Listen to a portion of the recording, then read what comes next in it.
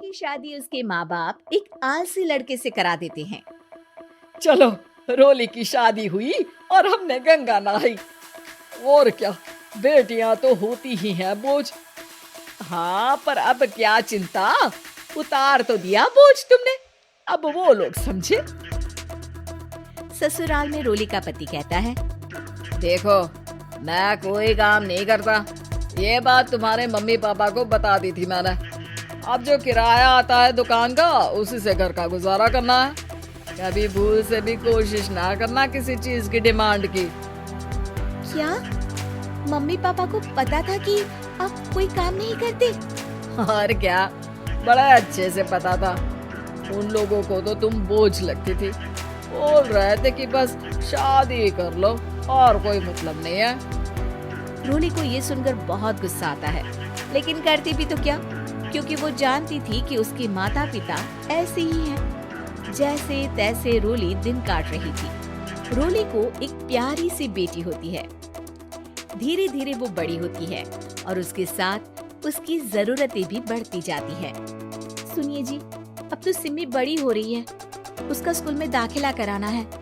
मैंने अब तक तो जैसे तैसे समय काट लिया, लेकिन मैं बच्चे की परवरिश में कोई कमी नहीं रखूंगी। अरे क्या है यार, तो लगता है कोई ना कोई काम ढूंढना ही पड़ेगा। अब पति रोज काम की तलाश में जाता और बिना किसी काम के वापस आ जाता। रोली समझ जाती है कि पति के अंदर अब काम करने की क्षमता नहीं है। वो बेटी को उच्च शिक्षा देने के लिए कुछ करना चाहती थी, लेकिन करती तो क्या करती। एक दिन रोली की सहेली कहती है, रोली, मेरी कोई औलाद नहीं है। अगर तू मेरी औलाद को जन्म दे तो मैं तुझे तेरे मुंह मांगे पैसे दूंगी। अरे, तेरी औलाद को मैं कैसे जन्म दे सकती हूँ? सरोगेसी से। बच्चा मेरा और वैभव का ही होगा, लेकिन कोख तेरी होगी। ये संभव है रोली। रोली कुछ सोचकर कहती है, मुझे मंजूर है, लेकिन मैं इसका 2 लाख रुपया लूंगी। अरे कोई बात नहीं, मुझे मंजूर है। रोली खुश हो जाती है कि एक बच्चा पैदा करने का उसे 2 लाख रुपया मिलेगा। वो घर आकर पति को बताती है, वो भी खुश हो जाता है। अब क्या था, डॉक्टर के पास जाकर सहेली का बच्चा रोली की कोख में पलने लगता है।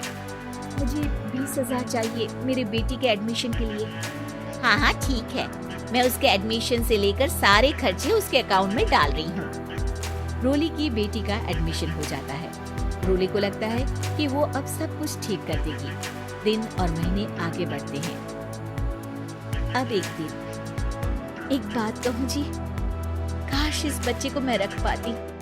मैं अब इससे काफी जुड़ गई हूँ। अरे यार, पता नहीं किसका बच्चा है, अपने पास है ना अपनी मुन्नी। हाँ, लेकिन अब मैं भी इस बच्चे से जुड़ाव फील करने लगी हूँ, लेकिन मैं ये जानती हूँ कि ये मेरा बच्चा नहीं है। दोनों की जिंदगी ठीक चल रही थी, लेकिन कहते ना कि सुख का पल ज्यादा लंबा नहीं होता। एक दिन रोली की सहेली का फोन आता है। रोली, मुझे अब ये बच्चा नहीं चाहिए, मैं अपने पति को छोड़ रही हूँ। अरे लेकिन मुझे पैसों की जरूरत है, बच्चा तुम्हारा है, मैं क्या करूँगी? सहेली बिना कुछ बोले फोन काट देती है, फोन स्विच ऑफ कर देती है। लेकिन रोली के जीवन का तूफान यहीं नहीं रुकता। रोली, मैं इतना भार नहीं उठा सकता। आज पढ़ाई का पैसा मांग रही हो, कल को शादी, कॉलेज और पता नहीं क्या क्या।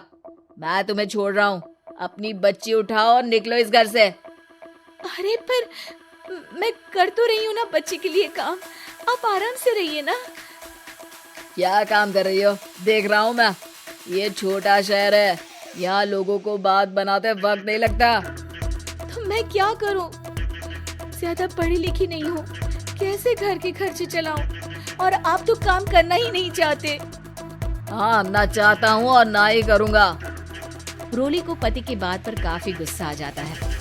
ठीक है, अगर मेरे जीवन में संघर्ष ही लिखा है तो वही सही। इस वक्त पति होने के नाते आपको मेरा साथ देना चाहिए था, लेकिन नहीं, आपने तो इस हाल में मुझे घर से बाहर निकालने की बात कह डाली। देखो, ये सारी फालतू की बातों के लिए वक्त नहीं है मेरे पास। रोली, जिसकी कोख में किसी और का बच्चा था और साथ छोटी सी बेटी, पति का घर छोड़कर रास्ते पर आ जाती है। रोली के पास मायके के सिवा दूसरा कोई रास्ता नहीं होता। अरे रोली कैसी है? कितने दिनों के लिए आई है? हमेशा के लिए माँ। वो माँ को सारी बात बता देती है। ओए लड़की, इतनी हिम्मत का काम कर लिया। अरे ना, यहाँ कोई जगह नहीं है। तुम तो अपना बोरिया बिस्तर उठाओ और निकलो यहाँ से। रोली के पास अब मायके का रास्ता भी नहीं बचता। वो चुपचाप बच्ची को लेकर जा रही थी कि उसे दर्द होता है और वो डॉक्टर के पास चली जाती है और फिर वहाँ वो एक प्यारे से बेटे को जन्म देती है। कितना प्यारा है, कितने अभागे हैं इसके माँ बाप जो इसके पैदा होने पर भी नहीं है। तभी वहाँ डॉक्टर आ जाती है। रोली, बच्चे के पिता तुमसे मिलना चाहते हैं। आपका बहुत बहुत शुक्रिया। मैं इस बच्चे को पालूंगा, भले ही इसकी माँ ने इसे छोड़ दिया हो, पर मैं अपनी जिम्मेदारी निभाऊंगा। तो क्या आप मुझे इसके पैदा करने के लिए जिन पैसों की बात हुई थी वो भी देंगे? हाँ, और साथ ही आप चाहें तो मेरे घर में रहकर मेरे बच्चे की देखभाल भी कर सकती हैं। मैं उसके लिए आपको सैलरी दे दिया करूंगा। रोली को लगता है कि जैसे भगवान ने उसके लिए सुकून का रास्ता खोल दिया। वो अब मुकेश के साथ उसके घर चली जाती है, जहाँ रहकर वो उस बच्चे की देखरेख करती है। अब मुकेश के घर को रोली अच्छे से संभाल लेती है। उसके लिए खाना बनाने से लेकर बच्चों की देखभाल और घर की देखरेख। धीरे धीरे मुकेश को रोली से प्यार हो जाता है। रोली, तुम्हारी बेटी और मेरा बेटा बिल्कुल भाई बहन की तरह साथ रहते हैं। हाँ, आखिर है तो एक ही कोख के बच्चे, अटैचमेंट तो होगा ही ना। रोली, तुमने घर और मुझे दोनों को संभाल लिया। ये तो मेरा काम है। आपने भी तो मुझे छत दी जिससे मैं अपनी बेटी की पढ़ाई और भविष्य के लिए पैसे जोड़ सकूं। रोली, क्या तुम मुझसे शादी करोगी? अब मैं जानता हूँ तुम्हारी भी शादी कुछ खास अच्छी नहीं रही। रोली को मुकेश की बात ठीक लगती है। वो उसे हाँ बोलने की सोच ही रही होती है कि उसके पहले पति का फोन आ जाता है। रोली, मैं बहुत परेशान हूँ। मेरा एक्सीडेंट हो गया है। मैं चाहता हूँ तुम वापस आ जाओ। रोली को पुराने पति की चिंता होने लगती है। वो सोचती है कि वो क्या कर रही थी। हाँ ठीक है, मैं आ रही हूँ। हाँ रोली, आ जाओ, लेकिन बच्ची को कहीं हॉस्टल में छोड़कर आना, क्योंकि मैं नहीं चाहता कि हम लोगों के बीच फिर से वो सारी बातें हो। रोली को समझ आ जाता है कि पति आज भी सुधरा नहीं है। वो पति के पास जाने से इनकार कर मुकेश को हाँ कर देती है।